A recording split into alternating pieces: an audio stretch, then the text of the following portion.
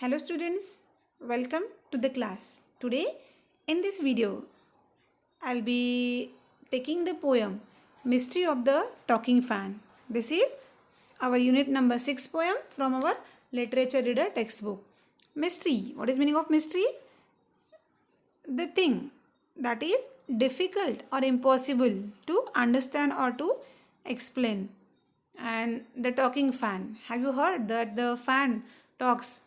No, we never heard that the fan is talking something. But here, the poet has imagined that the fan is talking, and because of that, it has become a mystery for the poet. And now the poet wants to solve the mystery. So let's see whether the poet has solved the mystery or not. The poet Maude Rubin, born in 1891 and died in 1973, was a resident of California. Now, before moving toward the poem, let's answer some questions. Is there a ceiling fan in the room where you are sitting now? Answer obviously will be yes. Is the fan quiet or noisy? Here the answers may be different. If the fan is quiet, it is not an issue. But if it is noisy, then you may be sure it is a distant relative of the talking fan. So if your fan is noisy, it means it is one of the relative of that talking fan about which the poet has described. The poet has talked in the poem. So let's see what the poet wants to tell. Once there was a talking fan, electrical his chatter. I couldn't quite hear what he said, and I hope it doesn't matter because one day somebody oiled his little whirling motor and all the mystery was spoiled. He ran as still as water. So here the personification figure of speech is used. Now what is personification? It is a figure of speech when it is used when you give an animal or object qualities or abilities of that only human being can do, then it is called as the personification. And this is one of the literary tool. It is used why to add interest and fun to the poem. So what is the quality of human being? That is the talking. Fan is a non-living object, but the quality, the ability, that the talking ability which the human beings have, that is given to the fan. And so the personification means the fan is personified. And what it is saying? Electrical his chatter. So the talking, the where the sound is coming, the fan, it is making the sound. Electrical his chatter. The poet has described that the chatter means the noise which was coming, that is the because it is electrical. Why? Because the fan, we know that fan runs on the electricity. Without that it will not run, is it? So I couldn't quite hear what he said. The poet was not able to understand, not able to listen what exactly the fan was talking, because exactly the fan was not talking in the sense like we talk, but it is making some sound, and the poet has imagined that the sound means the chattering of the fan. And so the poet was not able to understand exactly what it wants to tell, and I hope it doesn't matter. And the poet thinks that even if the poet means nobody is understanding what the fan wants to tell, that also the fan doesn't care for that, because one day somebody oil, because what happened, one day somebody means who used to come and repair the fan, electrician. So that somebody has oiled his little whirling motor, and all the mystery was spoiled. And we know that the fan, when it is not functioning properly, either we take it to the electrician or the electrician is called. And what the electrician used to do, it used to find out the fault exactly where it is, and then giving the proper oiling to the motor of the fan. And then the fan, what has happened, and all the mystery was spoiled. The poet wants to solve the mystery, that from where the sound is coming, what the fan wants to tell. But before that somebody has come and oil, means pour oil in the motor. And after putting oil in the motor, what happened, the fan is working smoothly. He ran as still as water.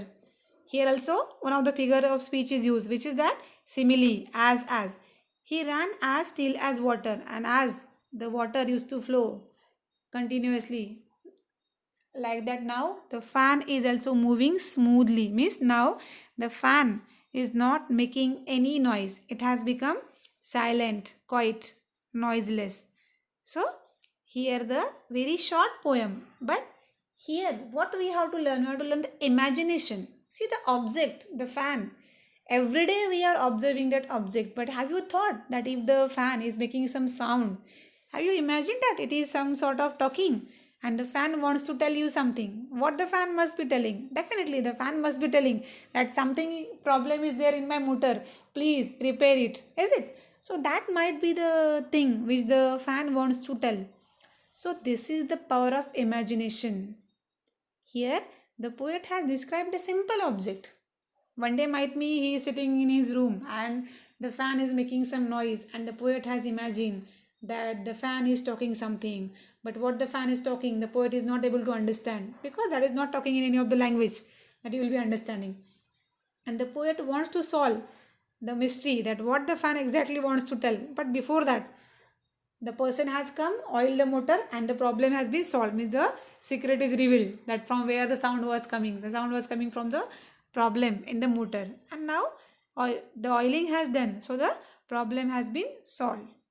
So I hope this much easy poem you all must have now understood. But here still some points of the poem I have given. What the poem? The poem beautifully captures the moment of the much familiar objects around us, which in today's time are a very essential part of our existence. We know that the material things, they have become the integral part of our life, and we cannot live without them. The poem discusses the movement of a ceiling fan. So as I described you, the poem is describing the movement, the different movements which the fan is making, ceiling fan. The poet discusses the sound made by the ceiling fan, comparing it to human chatter, though unknown and incomprehensible. So what the sound which the ceiling fan was making, the poet has compared that noise to the human chatter.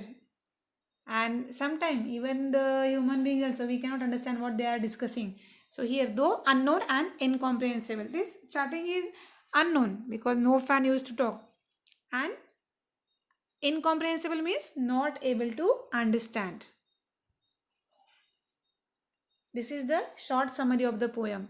The poem opens with the personification of the fan. Already I have told you what is personification. It is a figure of speech, being given human attributes such as the ability to talk and chatter. So which two qualities are given of the human being? Talking and chattering. The poet calls the fan's noise an electrical chatter. Why it is electrical? Because the fan is an electronic device, and the sound which was coming, that is because of some defect, some fault in that electrical machine. So that's why the chatter is called as electrical. The poet is unable to comprehend what exactly it means, and before the poet could succeed in decoding the mystery, somebody oiled its motor. So initially the poet was not able to understand what the fan wants to tell, but the poet determined that I will solve this mystery. But before that, somebody has oiled its motor, and what happened? Ever since and after that moment, it functioned in such a smooth manner that no noise could be heard. And after oiling the motor, the fan, it was functioning in a very smooth manner, that after that moment no noise was coming. So the fan was not making now any sound. The talking fan becomes silent. So earlier the fan which was making irritating sound, now it has become silent. So this is the summary of the poem. I hope you all have understood the poem now. In the next video, we'll be discussing the question answers of the poem.